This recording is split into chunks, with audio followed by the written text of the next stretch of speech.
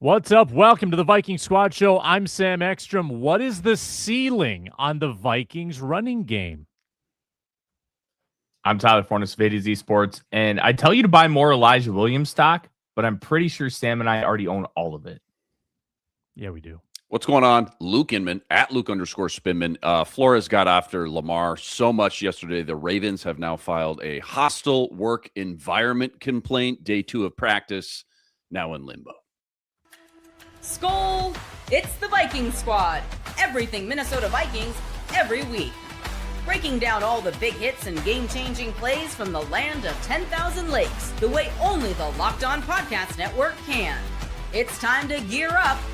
The Viking Squad Show starts now. Hey, welcome in on a Thursday and a joint practice week. It's the Viking Squad Show, and it's brought to you by FanDuel. Join all the action at FanDuel.com to play daily dingers and make your free pick on who's hitting a homer this MLB season. Glad everyone's here today. I'm also hosting Locked On Vikings After Dark later tonight. Check that out, myself and Arif Hassan. But first, we've got a huge squad show coming at you. Tyler Forno reports on joint practices from yesterday and what he's looking for today. We talk about possible outcomes with the run game and pass game this year for the Vikes. We've got preseason fantasy waiver claim action before the show is over. But first, I want to talk about B-Flow. I want to talk about Brian Flores because Luke Inman just alluded to it. Harassed the Ravens yesterday, just days after sent Jackson Dart to the concussion tent with a nickel blitz in a preseason game. But unrelated, did you know that he's suing the Giants? Just a side note, he's suing the Giants, and he brought the house in a preseason game. But I was looking through continuity in the NFL. Like, think about how short the lifespan is for head coaches, right? And then within the head coach tenure, the coordinators are always moving.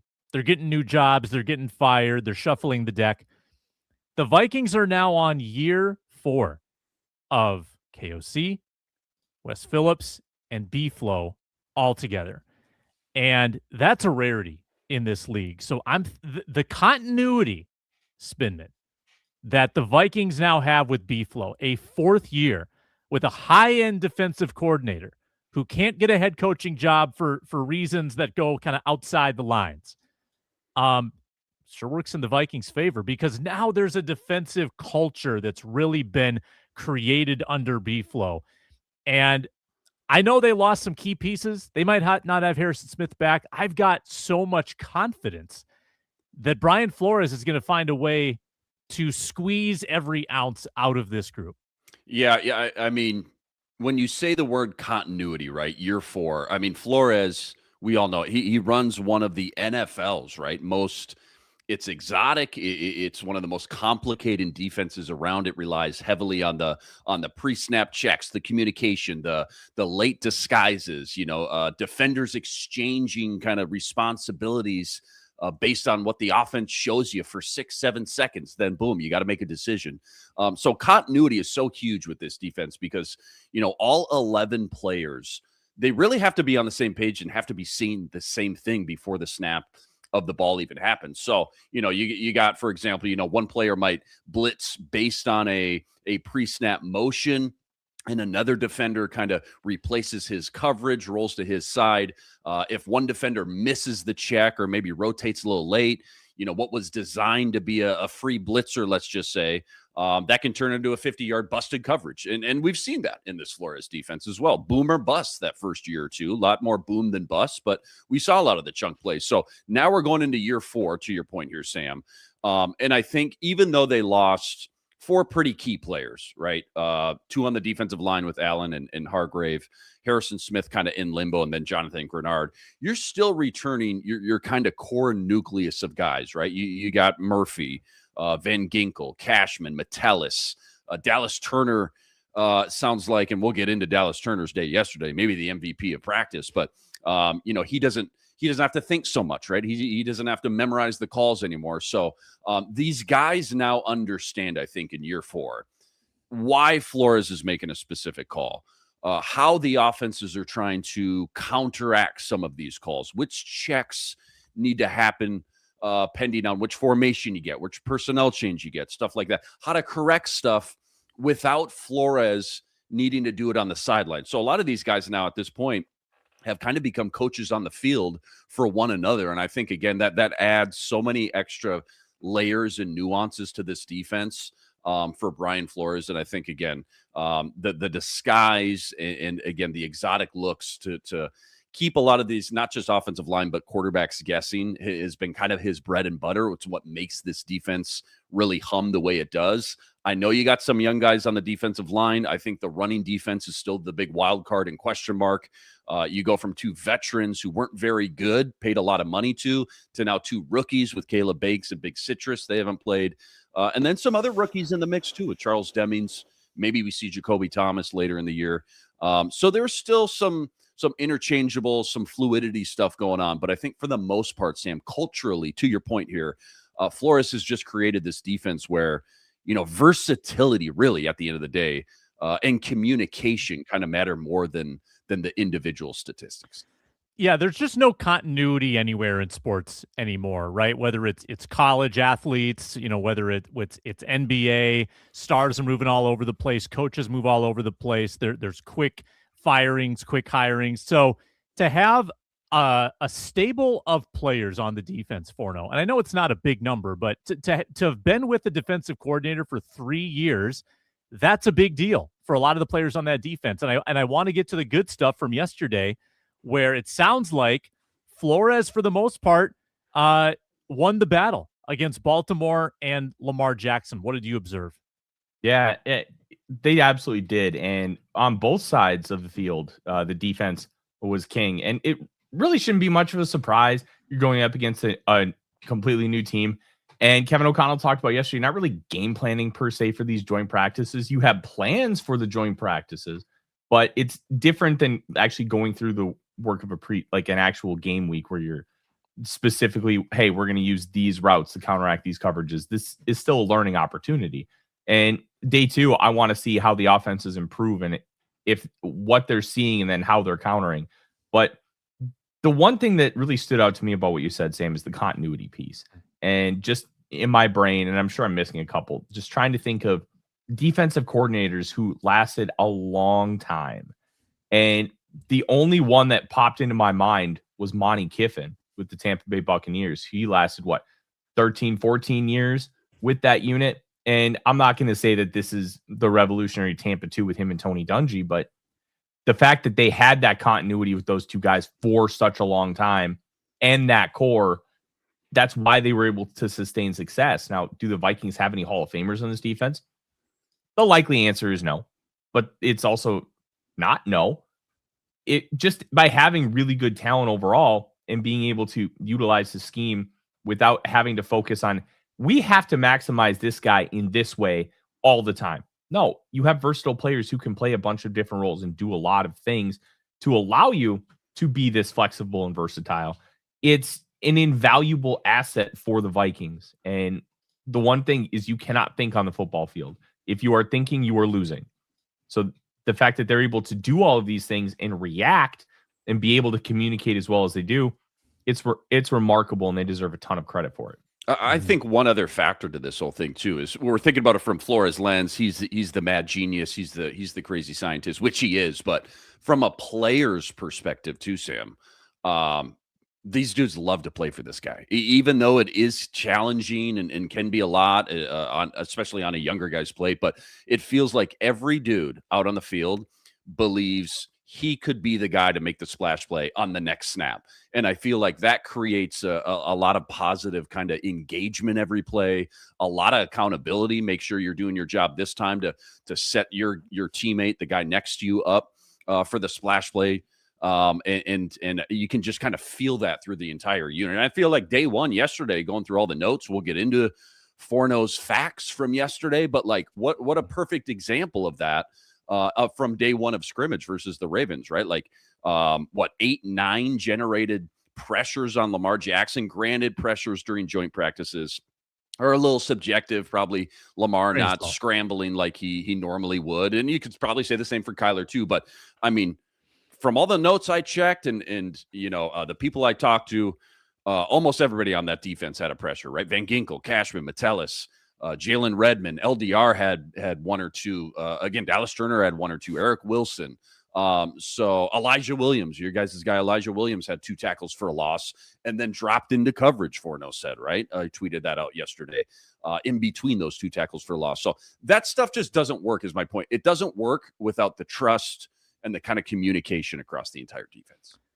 Yeah, he's bought so much equity over the last 3 years. I think his first year was probably his most challenging year, trying to take a unit that was bottom of the NFL under Ed Donatel, change the scheme, take a bunch of players that were brought in to fit a certain system, change the system. That was a tough year, and it came together for a period of time in 2023 where it looked really, really high end. 2024, big free agents, worked out great. 2025, hard times because the offense provided no support, still found a way to get it done for the most part. Does this feel like one of his harder tests because he's lost some veterans, because he's going to have to rely on some younger pieces? Do you think that, like, if they can find a way to be top 10 for now, would this be one of his more impressive pieces of work?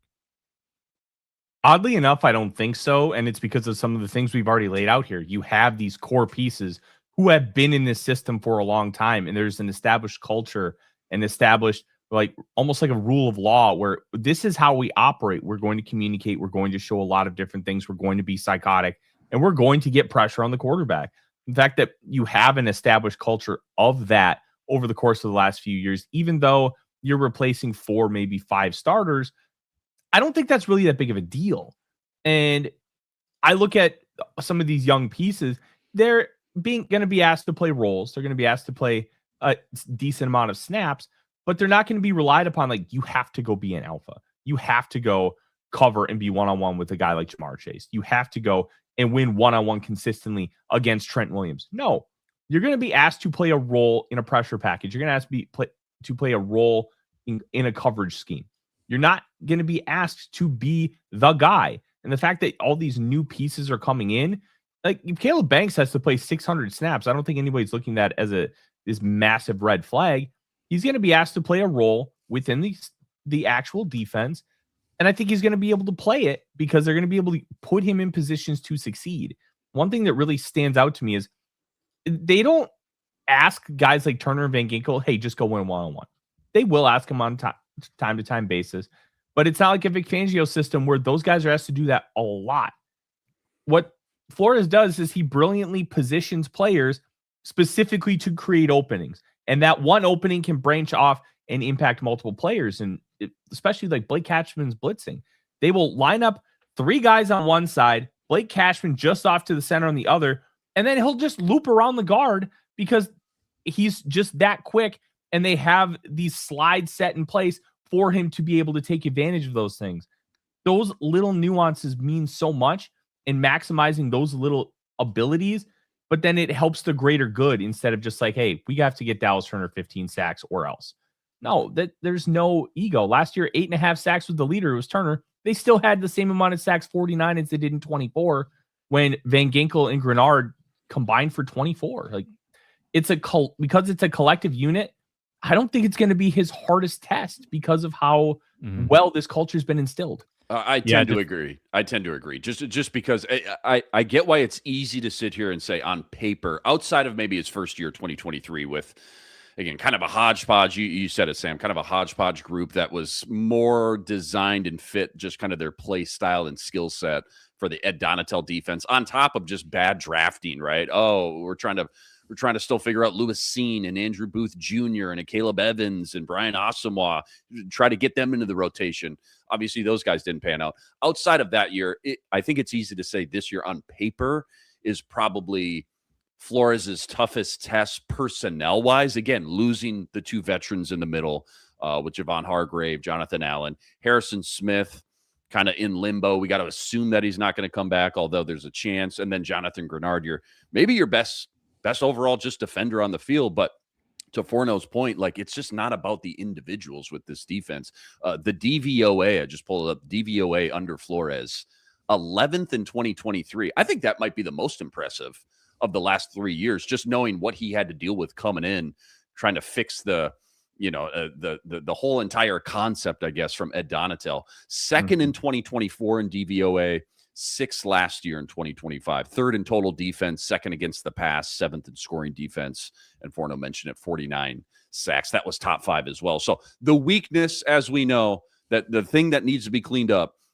was the run defense, 21st ranked run defense last year. But the returning of all these guys, Metellus, Murphy, Cashman, Van Ginkel, Redmond, Dallas Turner's not thinking nearly as much. All the pieces, I think, are still there, Sam. That core nucleus is there. And again, I think day one yesterday kind of illustrated it a little bit. Even without Jonathan Grenard and Harrison Smith, 7 different guys created pressures yesterday. So I still think a top 10 finish, maybe it's not as automatic, just because of the youth factor we got going on the defensive line and the run defensive questions. But again, after 4 years of this, the bar is just kind of set so high. I still think anywhere from that 5 to 12 range is not only realistic, but kind of expected at this point. Trivia question to end the segment. When was the last time the Vikings had the same head coach, OC, and DC heading into a 4th year together? Trying to think. Denny Green, Brian Billick. Can't even remember the defensive coordinator then. Was it Boj Fazio? That would be the trio. Otherwise, you're probably looking at Bud Grant in like 1983 with him, Les Steckel, and I wouldn't remember who the DC is at that time. The answer is more recent than Denny Green. It's Brad Childress in 2010, isn't it? Chili, Bevel, Frazier. Didn't get through 2010 unscathed, but started a 4th year as that trio.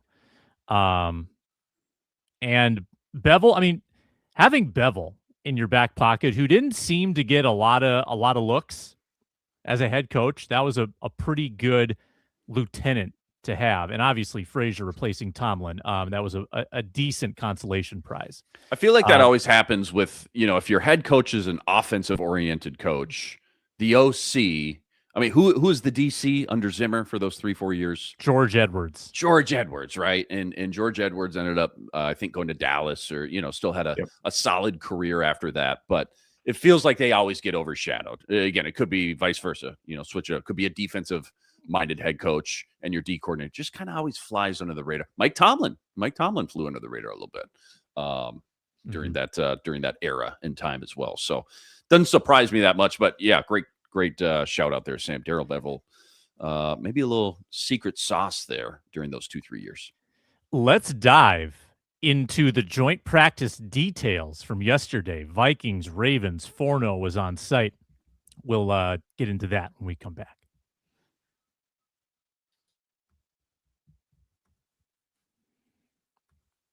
Today, we're brought to you by FanDuel and baseball fans. If you think you know who's hitting a homer today, FanDuel is giving you a free chance to call your shot with daily dingers. It's easy to play. Just make your free pick for who you think will hit a homer in their game. If you're right, you'll receive a profit boost to use in your next bet for a chance at extra winnings. Best of all, you can make a free pick every day throughout the MLB season. Daily dingers is another fun way to stay engaged with every day's games. Whether you're following your favorite team, keeping an eye on matchups across the league, every game has someone capable of going deep. Now you get the chance to make your prediction before first pitch. Have you noticed that the Twins have been very aggressive early in the last few games? That Phillies game that they blew, scored 4 runs early. Against the Braves, jumped on them in first innings. They might have first inning runs in like 4 straight games, something like that. So maybe that's a different approach offensively, trying to jump on these starting pitchers first time through the order. So I would look at some of those, the Buxtons, the Lewises, the Twins, who might be batting in the top half of the order for an early game home run at FanDuel.com. Get in the game at FanDuel.com. Daily dingers. Make your free pick on who's hitting a homer. Play ball. Swing for the fences at FanDuel, an official partner of the MLB.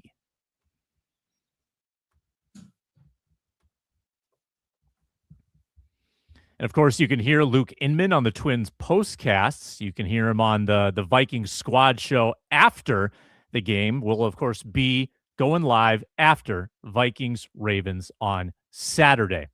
Also, check out yours truly tonight with Arif Hassan, Locked On Vikings After Dark on this very channel, also streaming live. All right, Forno, paint a picture for us. The sun's beating down. You're sitting on the metal bleachers. You're looking out at the beautifully manicured practice fields, as Paul Allen likes to say, and you saw Lamar Jackson, you saw Derrick Henry, you saw Kyler Murray, you saw Justin Jefferson. Dig in. Give us some juicy nuggets from joints yesterday. Well, let's put it this way. None of the quarterbacks were very good, and every time I've been at joint practices, it's kind of that quarterbacks usually struggle day one, and then they figure it out day two. It happened last year with J.J. McCarthy. It's probably going to happen with all these guys here today.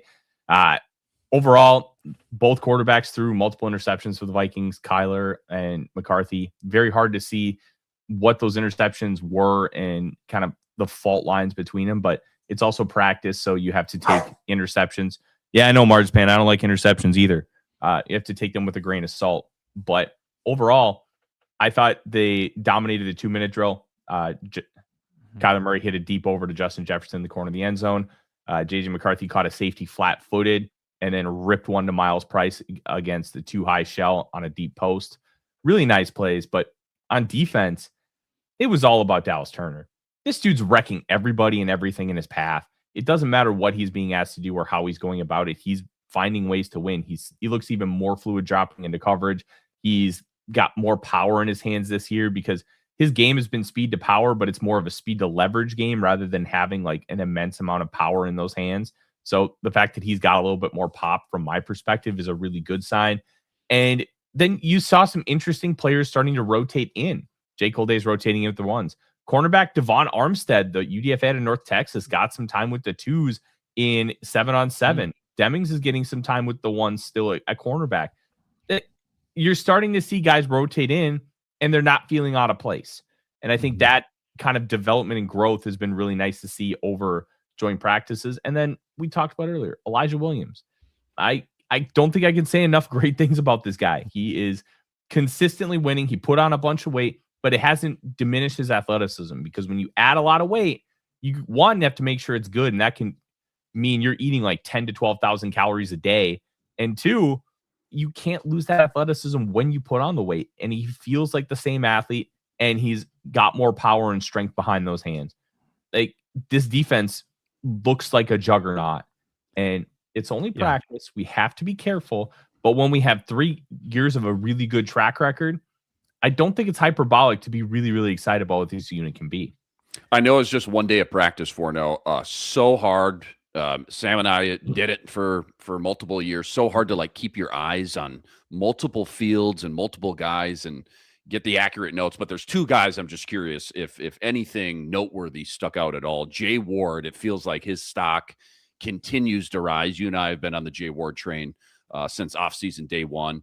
Sounds like he maybe produced an interception on like an Ivan Pace pressure, but maybe was ruled dead. Either way, looked like a nice play, a positive play, and then a sack on a blitz, I believe. But, you know, why I'm just so intrigued about him, not only do I think he could be a guy in this defense, but safety room, still got a lot of questions here. You know, Harrison Smith, we don't know what's going on with him. Obviously, Jamal Adams, that was kind of house money when we brought him in, but still feels like it hurts and you're trying to figure out how to replace that role a little bit now. And then Caleb Banks, you know, everybody wants to know about the first round pick. Had the rough kind of preseason game 1. Just wondering how he looked or flashed or if he rebounded at all against a new team. Well, let's start with Jay Ward. I think he was great. And he got that interception. He got that pressure. And he just looks really fluid in coverage. Now, the interception was technically taken back during that 2-minute drill because they ruled that it was a sack, but Tyler Huntley finished the play and Ward got an interception on the sideline. It was really nice stuff.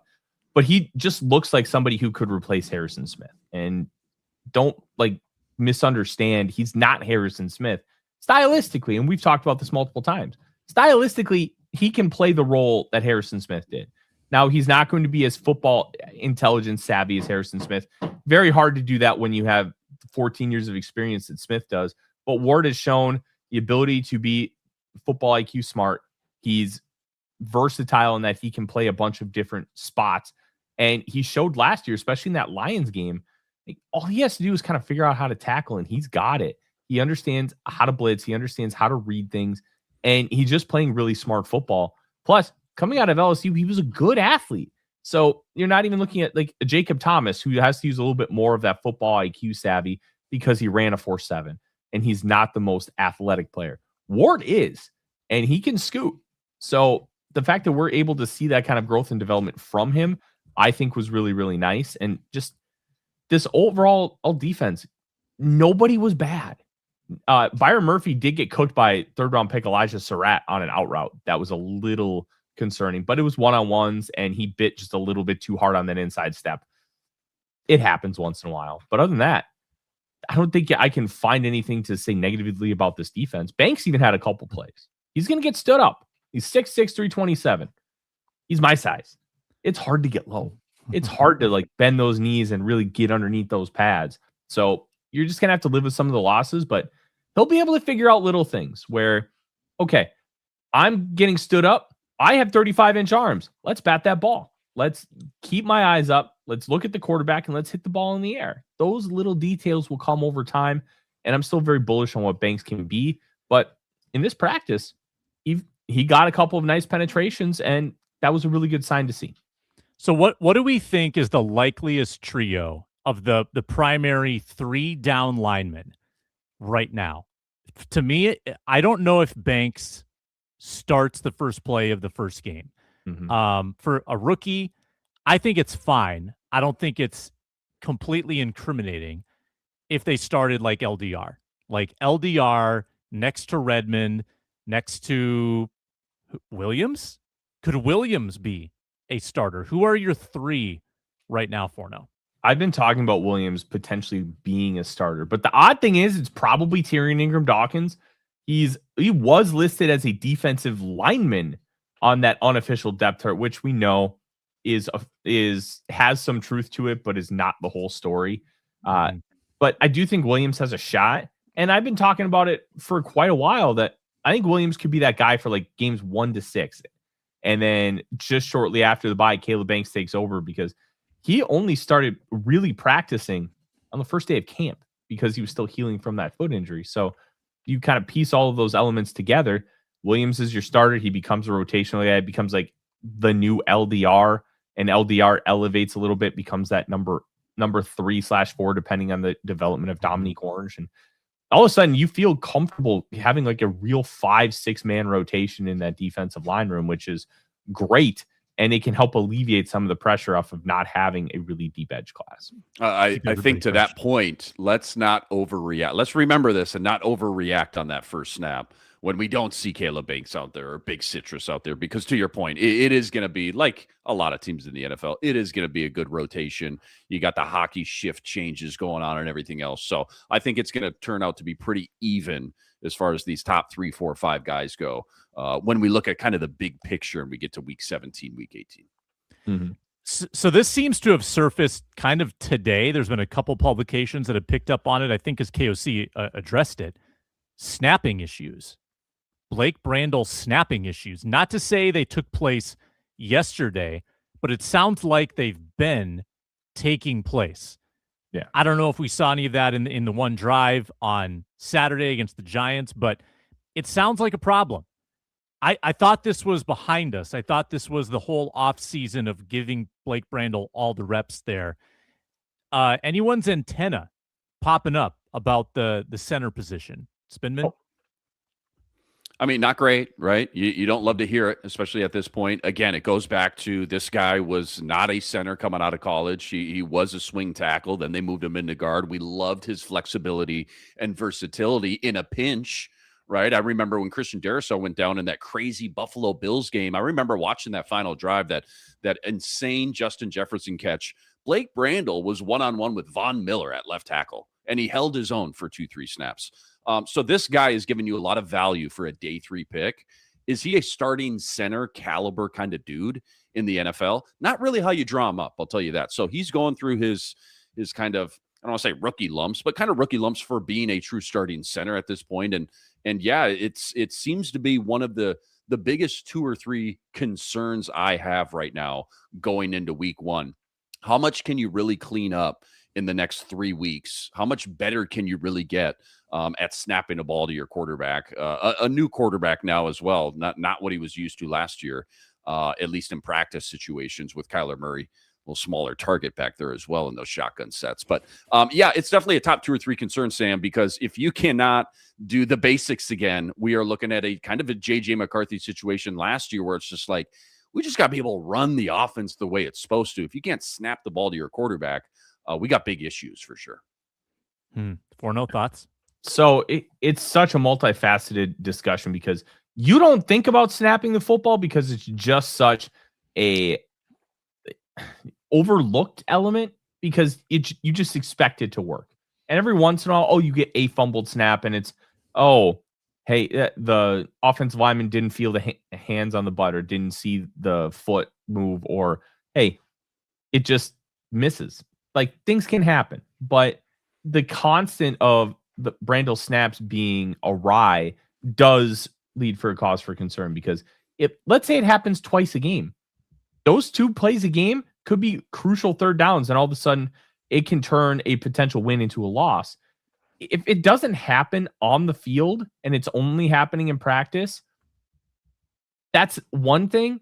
But the fact is, if it's happening in practice, you project it to then happening during a game. And that's a humongous cause for concern. Just the snapping itself last year wasn't catastrophic, but if you snap it to like the left hip and I have to torque and extend, or on the other side, or reach up, that's bad. And it can throw off the timing of an entire play. And by throwing off the timing, it can make it turn a play from a potential positive into maybe a disaster. Those little details matter. And if they can't figure it out, they have to try and find somebody. They signed Joshua Gray yesterday, but he's more of like a UDFA like backup kind of player. Who's going to trade you a starting caliber center going into the season? I can't think of a team who would have a guy on their roster willing to be traded. And the only guys available are like Graham Glasgow and James Daniels, who Daniels is coming off 2 season-ending injuries. It's a really poor position to be in. But if Brandel figures it out, you got a great value at center. Brett Jones? Brett Jones, anyone? Is Brett Jones available? Brett Jones. We also have, speaking of the Josh Gray signing, they cut Arden Walker in that transaction, and that was one of my guys on preseason fantasy. So we've got waiver claims on preseason fantasy. I've got a couple more training camp questions and comments, plus what is the range of outcomes for the run and pass game? All that coming up on the Squad Show. What's going on, everybody? My name is Ross Jackson, host of the Locked On Saints podcast, and today's Locked On episode is brought to you by our friends at Basque and Lather. I've been using Basque and Lather's all-natural, 100% organic hair care products for my beard for a couple years now, and it's been a lifesaver because I used to have some bad beard care habits. I'm talking over-the-counter shampoo and the beard type stuff that created this brittle, scratchy, and uncomfortable beard that I just had to wear around all the time. But now the game done changed. Thanks to Basque and Lather, I got their beard care starter kit, which gave me shampoo, conditioner, oil balm, and their hair growth stimulator formula as well. And now my beard is full. It's soft but strong, and the confidence is on 10, and it's all thanks to Basque and Lather. Explore viral bestsellers and products of healthier hair of all types from Basque and Lather. Go to baskeandlatherco.com and use the promo code LOCKEDON for 20% off. That's 20% off at baskeandlatherco.com, code LOCKEDON.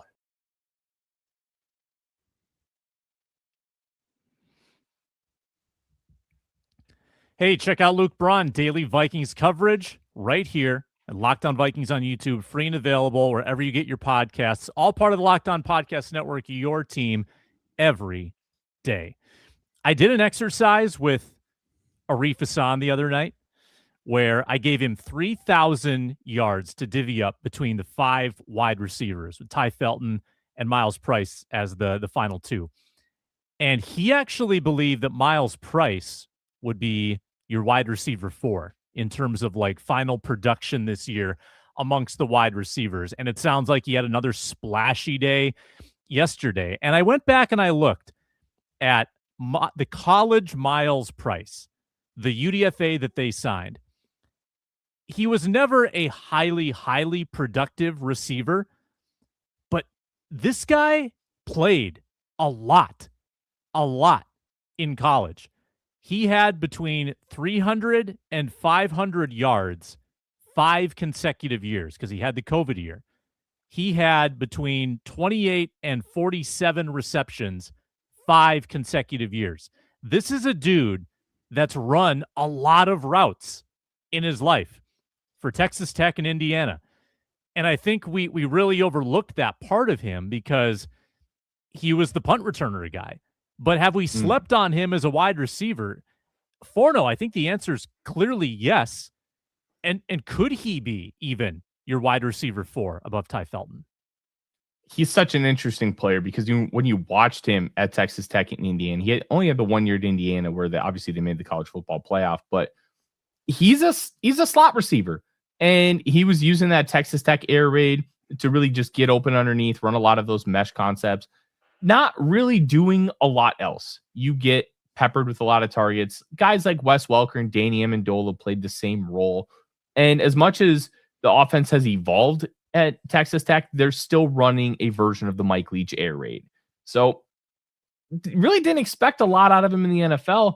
And I give him a lot of credit because this is a KJ Osborne-like rise where he's figuring it out as a true wide receiver, figuring out how to win in a multitude of ways.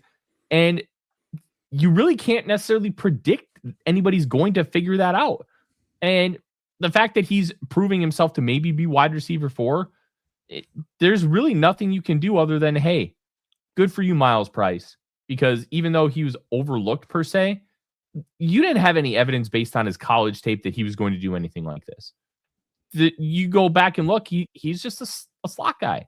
And there's nothing wrong with that. But he's showing that he can be more than that here.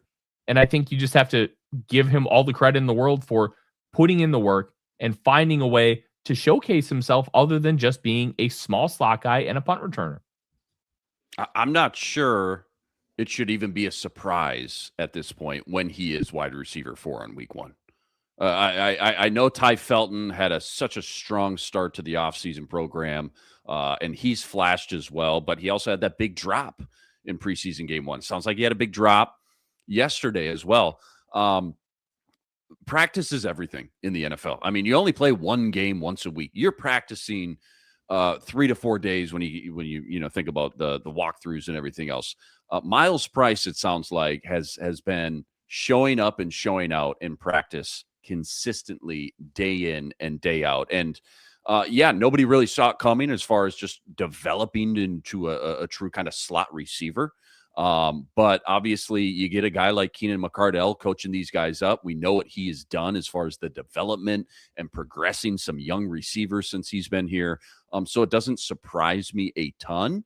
And I still think, it's not necessarily a huge detriment to Ty Felton either. We just, entering year 2, we just still don't know a ton about him. And if you're a coach at this point, and you're out there at practice every day, seeing the plays and consistency Miles Price is putting up, versus some inconsistencies, yet flashes from Ty Felton. If I'm a coach, I need the guy that's a little bit more dependable right now. And right now, surprising as it is, sitting here on August 20th, Miles Price looks like the more dependable wide receiver 4 over Ty Felton. Another green flag for Kwesi, picking up Miles Price last year. Let's play this game. Upside, downside of the running attack and the passing attack for the Vikings. I want you to think in terms of league rank in yardage. League rank in yardage. And let me give you one more parameter. You've got a 10 rank range that you have to hit. So you can say 10th to 20th, that's the range, or 5th to 15th, but it's got to be like a 10 ranking range. Hopefully that doesn't completely ruin your plans. Forno, passing attack for the Vikings. Let me give you the context. Last 4 years, KOC era. 6th, 5th, 6th, 29th. Last 4 years in yardage. Where are they going to be this year?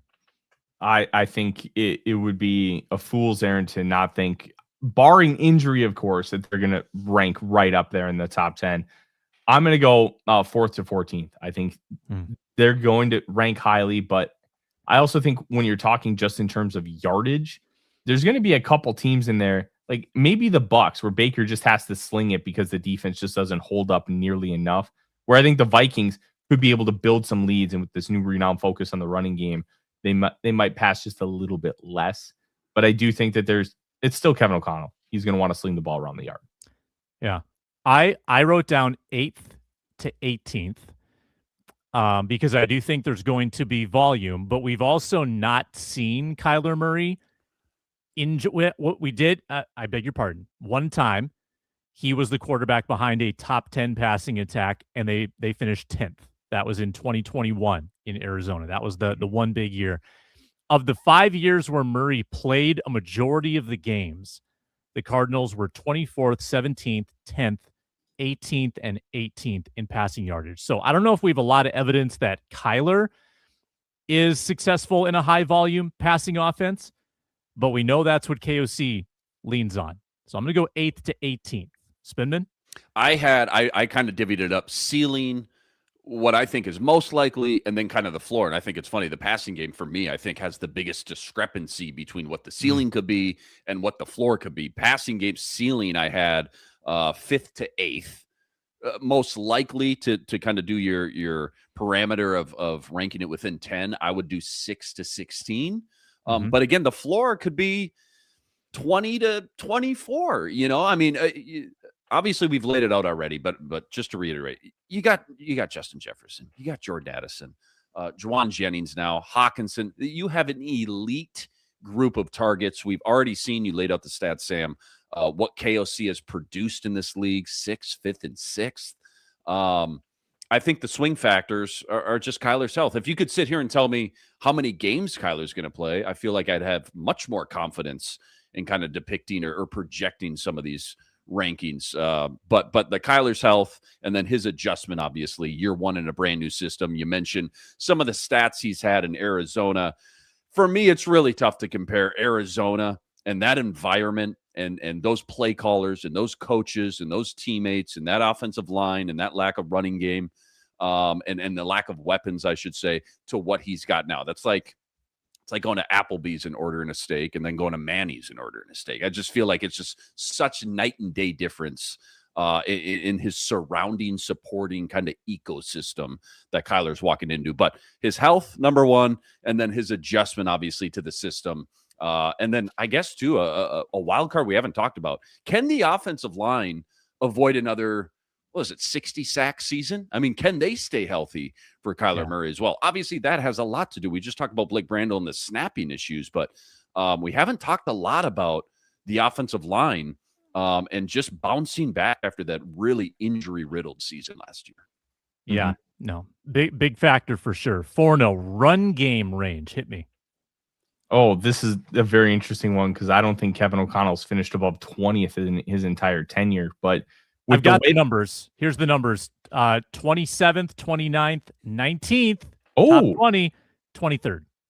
And that 19th finish, I believe the way you framed it was 2024, which means that better game script means more rushing yards. So if they're able to continue that game script theory from 24 into 2026, then I think you could be seeing a little bit higher. I'm going to be a little bit bullish. I'm going to go 15 to 25.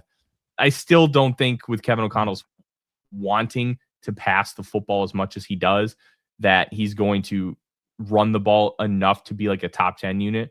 But I think if you can get it to league average from a yardage perspective, that's a huge win for everybody who's been talking about, you got to focus on the run. You got to focus on the run.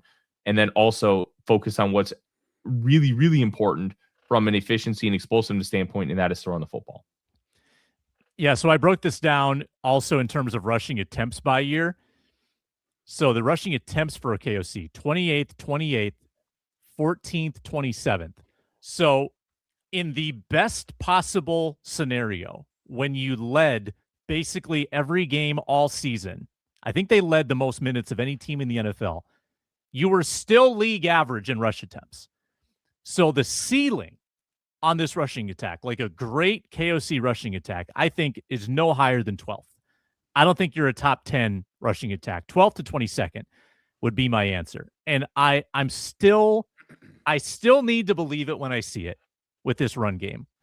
I went back in time just for fun, and I looked up some old articles. So this is Dateline September 11th, 2023 from the Star Tribune. Some of the biggest, some of the Vikings' biggest offseason additions on offense were made in the name of a more efficient run game. The team gave Alexander Mattison a 2-year deal that effectively meant the end of Dalvin Cook, signed tight end Josh Oliver to a 3-year contract on the first day of free agency, and reached a 2-year contract extension with C.J. Ham, the fullback they plan to use more in 2023. So that was 2023. Then the next year in The Athletic, KOC had spent the previous few weeks studying his offense, its tendencies, the way it was being defended, the strategies he deployed. One of his takeaways, quote, "A main goal of mine is to have some improvement in our running game," he said. That was 2024. And then in 2025, same thing. I think the things we've done in free agency from a standpoint of the interior offensive and defensive lines, couple that with Aaron Jones being back and acquiring a player like Jordan Mason, I think a physicality that I want to play with, he told ESPN's Kevin Clark. So this is always the story. I just don't, it's the boy who cried wolf. When will it actually be true? I don't think it's going to be an elite rushing attack until I see it. Spinman? Yeah, this is going to be the best rushing attack of KOC. I feel pretty confident about that, as long as the offensive line stays healthy. Now, granted, the bar is low. 19th. That's all you got to beat is 19th. But I do think they surpassed that this year, and a big reason, believe it or not, is a rookie named Max Bredesen. The things he's already doing in this running game, you can't ask for more than a day 3 pick. Granted, a little bit less sexy of a position, fullback, but I think between him, the addition of the offensive line coach Frank Smith, and kind of the mentality after hearing some of these offensive linemen talk about the offseason program that he has brought to the table, add in a blocking tight end like Josh Oliver at your tight end 2 spot. I think KOC is absolutely committed to figuring this thing out once and for all. Last year, Jordan Mason average, I want to say 4.8 yards per carry. Pretty good. Aaron Jones, 4.2. They both look fresh and solid in the preseason opener. And I think the other thing, too, we got to, kind of throw into this equation. Kyler Murray is going to run a lot. Kyler Murray's legs are going to also add to, not just the yardage, but stress the backside of defenses as well, which is going to continue to move the chains and open things up. So I think the only thing for me, is KOC his just tendency to pass the ball more than run. But I think he's committed this year, but the volume may not be there like some of the top 7, 8, 9 rushing teams in the league. You just might not have that volume. So I'll say the ceiling for me is in that 10 to 12 range. Most likely, though, 13 to 17 range, which again would be the number 1 rushing attack that KOC's had here going into year 5 now. No doubt. When we come back, preseason fantasy update and waiver claims. It's going to get controversial coming up.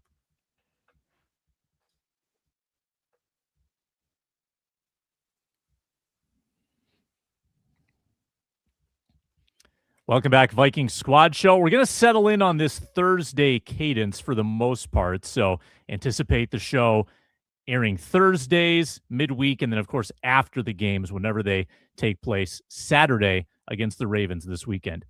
All right, preseason fantasy football. It is our 3rd or 4th year doing this league, and it never fails to disappoint. I'm disappointed in my team's performance. You know who's not disappointed? Luke Braun. Look at Luke B., who we gave the scraps. We did our draft and we said, Luke Braun, clean up the rest. Put together a team with those that were neglected. And all he does is lead after 1 week. Miles Price with a 15-point game. Big contributions from Bo Richter and Elijah Williams as well. Forno, you and I sit a ways behind after 1 week, and you got a tough draw with no Jacoby Thomas, and then they got rid of Mims before the game, and a goose egg from Bartholomew. So you had 3 zeros on the board. I limped to 16 points. Nobody really really stood out. Luke Inman, saved by Jacob Thomas with a 12-point performance. So the waiver claim order, you get one waiver switch, and Forno goes first because he's in last. So who would you like to swap out and bring in? Well, I have to swap out Jordan Mims because he's no longer on the roster, and that's bad. But I really wish I could also swap out Jacoby Thomas because he's hurt, and I don't think he's going to play on Saturday, which means I'm going to get another 0 there. But now I need to figure out, do I want to put in somebody who's going to get maybe some extra snaps defensively, or do I want to take Jamar Jefferson, the running back that they got from Oregon State? I can't take a wide receiver. You know what? I'm going to go defensively because I just don't trust that we're going to get enough running back touches. I'm going to go Jacob Roberts, the guy who got the interception last week. I really like him. And I think you're probably going to see less of some of the other guys. You're going to see a lot more of the depth linebackers. So let's get Roberts in there.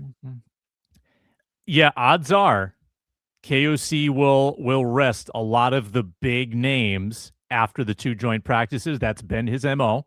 Mm-hmm.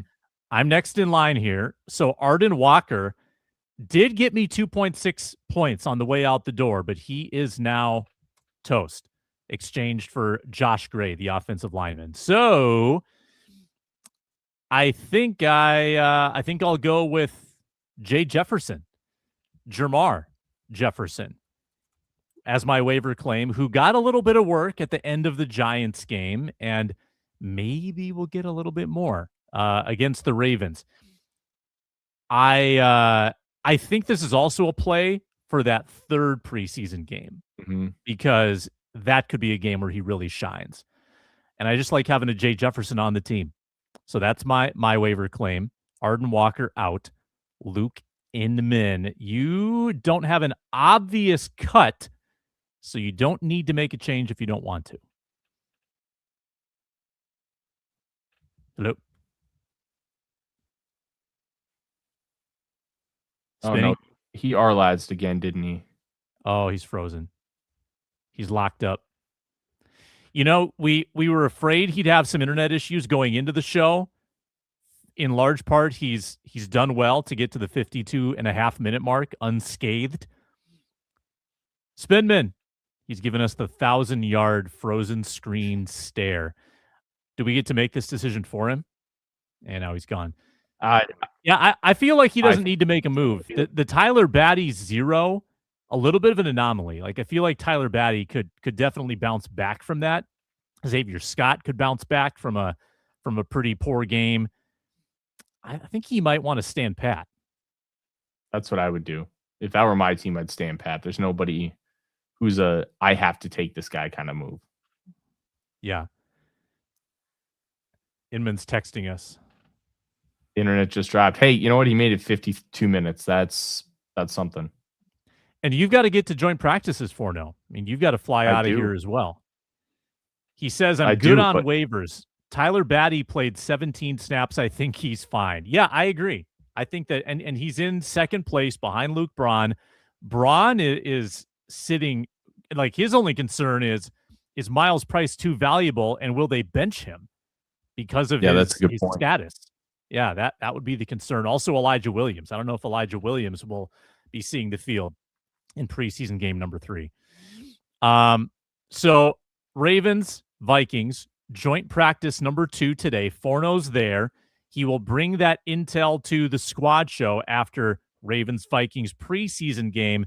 That'll take place about 3:30 p.m. on Saturday. Again, Luke Braun goes first. The instant 30-minute reaction that directs you right into our squad show reaction, a 90-minute block of post-game, talking Vikings, Ravens, a couple of purple teams playing football at US Bank Stadium. I'll be at the game, bringing the family. Over under 2.5 quarters that my 5- and 6-year-old make it for now. You know what? I'm going to give him until the 4th quarter. I think they make it into the 4th, but not much further. Last year, we took him to the Texans preseason game. I set the over-under at 1.5 quarters, and we made it to halftime. And that was the 1.5 was perfect because that's when they started getting antsy. We made it to halftime. This year, I'm up in the ante, 2.5 quarters. We'll try to get to that fourth quarter, like you said, get home for the squad show and call it a day. They don't need to watch Deshaun Armstead. They don't need to watch the third and fourth string guys. Even for a 5 and 6 year old, that's just sad. Like let's get out of there before the game gets real degenerate. Forno, you do great work. Thank you so much for being here. Enjoy practice today. For Luke Inman, I'm Sam Ekstrom. This is the Vikings Squad Show, streaming on Locked On Vikings, all part of the #1 sports podcast network, the Locked On Podcast Network.